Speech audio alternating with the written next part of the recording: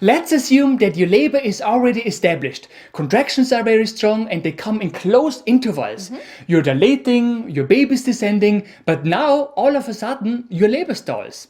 A stalled labor means that either your dilation or your baby's descent do not progress as expected or even stop altogether.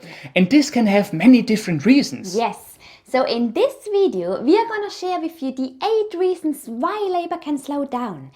Plus, we're also going to tell you exactly what to do about it. And since mobility is one of the most important factors to get labor restarted when it stalls, we are also going to show you a technique that allows you to keep moving even when you're confined to bed because of an epidural, for instance. Yes, this is Natalie, a pregnancy and birth consultant and TCM therapist. And that's Matthias, the researcher and science geek. And on this channel, we help mummies and their babies naturally and science-based. So let's get started. A stalled labor is one of the biggest fears of pregnant women. However, it's important to note that when labor does slow down, it is not automatically a problem and it does not necessarily require medical interventions, right? In many cases, it's just part of the process. For example, in order to get the baby into a better position to make baby's descent easier. Right. So the first thing to do when your labor stalls is always to check with the medical team, is your baby's well-being at risk? Is your own well-being at risk? And if the answer is no to both questions, then you can ask if you can have more time before trying any medical interventions. Yeah. This will give you the time you need to try other things to get labor going or to restart it. Yes, in fact there are many things which you can try, but they all depend on the exact reason why your labor is slowing down in the first place. So let us walk you through the 8 reasons why labor can stall and what to do about it.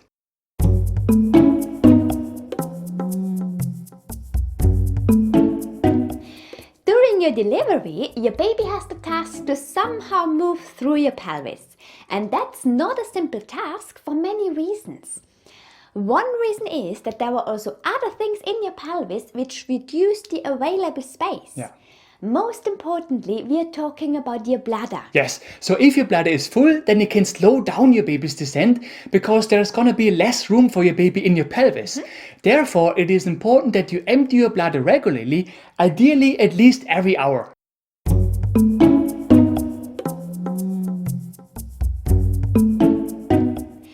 Sometimes labor can slow down because women remain in the same position for a longer period of time.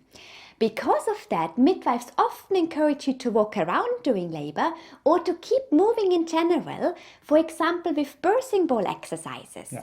And they also encourage you to remain in an upright position.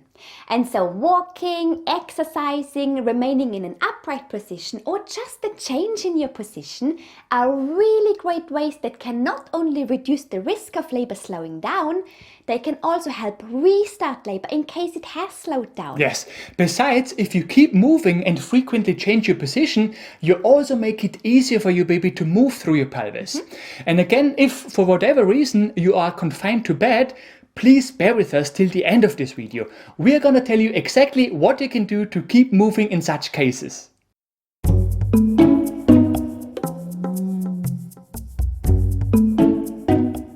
In order for your labor to progress normally, your contractions need to be effective. In other words, your contractions need to have a certain intensity, a certain duration, and they also need to come in certain intervals.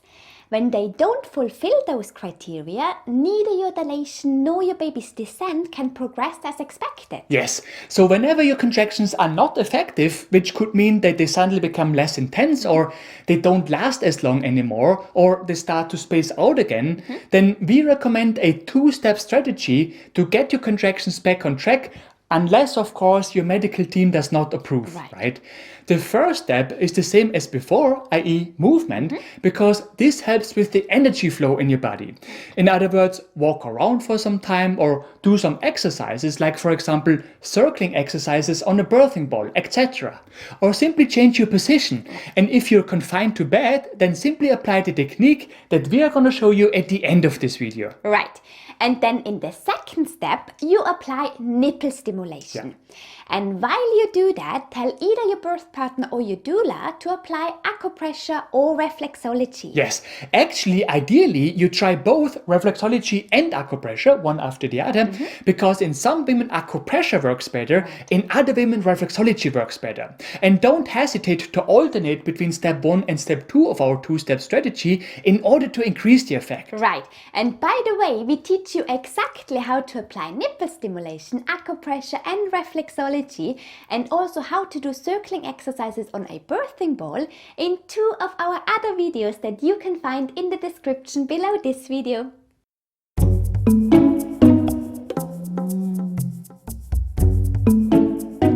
We have mentioned it many times already that stress can slow down labor.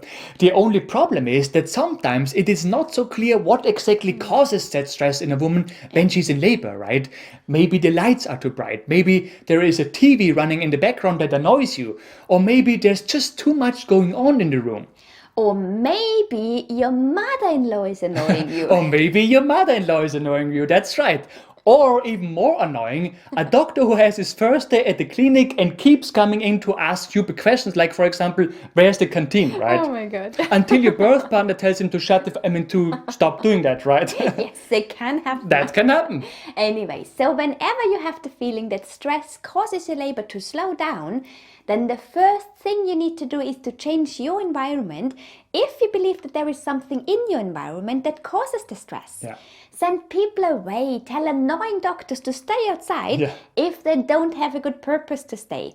Dim the lights, turn off the TV, etc. Yes, the second step is to check if it could be fears or worries that cause that stress, because sometimes fears only get at you once you are in labor, right? If so, then it's always a good idea to address those fears with your medical team or with your doula or birth partner. Or maybe you just need some encouragement. Whatever it is, talk about it with your team. It's a prerequisite to continue. And then afterwards, you would apply the same two-step strategy that we mentioned before.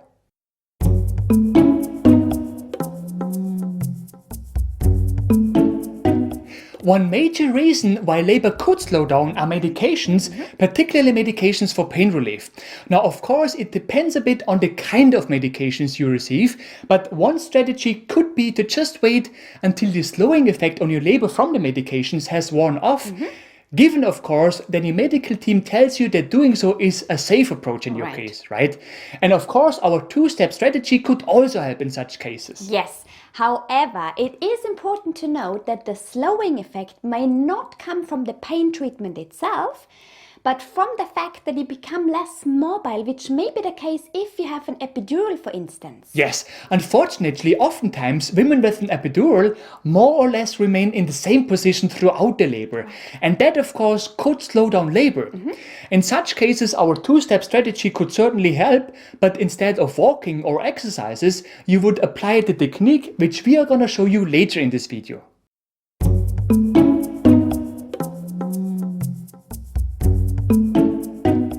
We have mentioned it in other videos already that according to scientific studies, dehydration can slow down labor. Therefore, please make sure that you stay hydrated throughout your labor, even though this means that you need to empty your bladder frequently. Yes, the same applies to your energy, because obviously labor requires a lot of energy. So please make sure to regularly eat easily digestible snacks, which quickly provide your body with the energy required.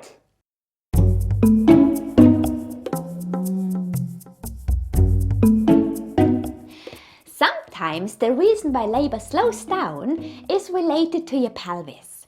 For example, it could be that your pelvis is just too narrow given the size of your baby.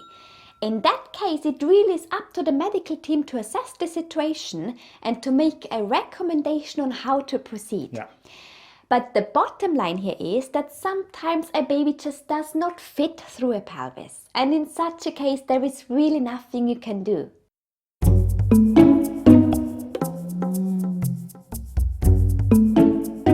Earlier, we mentioned that moving through your pelvis is not an easy task for your baby. In fact, your baby has to constantly adjust the position of the baby's head in order to overcome the hurdles in your pelvis. And the ideal position of your baby to do so is by moving through your pelvis while facing your back. And so if your baby does not face you back, then it could cause labor to slow down. However, there are a few things to keep in mind here. Yes. First of all, many women believe that a normal delivery is not possible if your baby is facing your front. But that's not true. You can absolutely deliver your baby in a normal way in such a case. However, you need to be aware that this could mean that your labor will be prolonged simply because your baby's descent is more difficult in such a case. Yes, however, it's important to note that in many of those cases, the baby actually rotates into the right position on their own during labor. But you can also assist that process with certain positions and techniques. Right. And third, there are also ways to help a baby rotate into the right position even before you go into labor. Yeah. However, this is stuff for a separate video. Yes, we will certainly record a video on this topic, so please check out if it is already online by the time you watch this video. If it is, you would either see a pop-up at the top of your video screen or a link in the description below this video.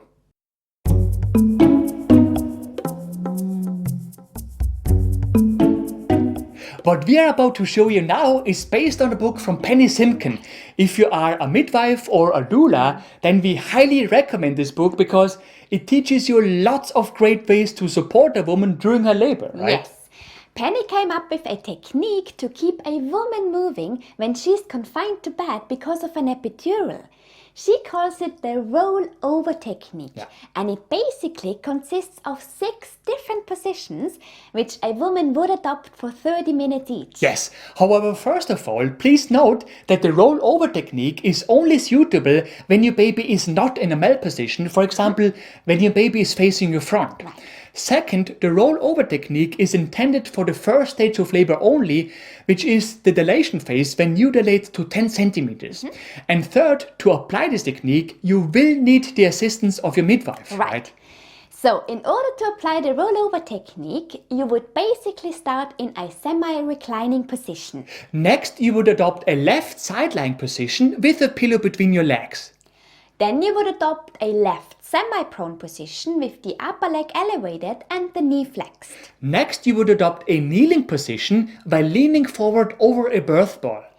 Afterwards, you would adopt a right semi-prone position, again with the upper leg elevated and the knee flexed. Yes, and then finally, you would adopt again a side-lying position with a pillow between your legs, but this time you would lie on your right side.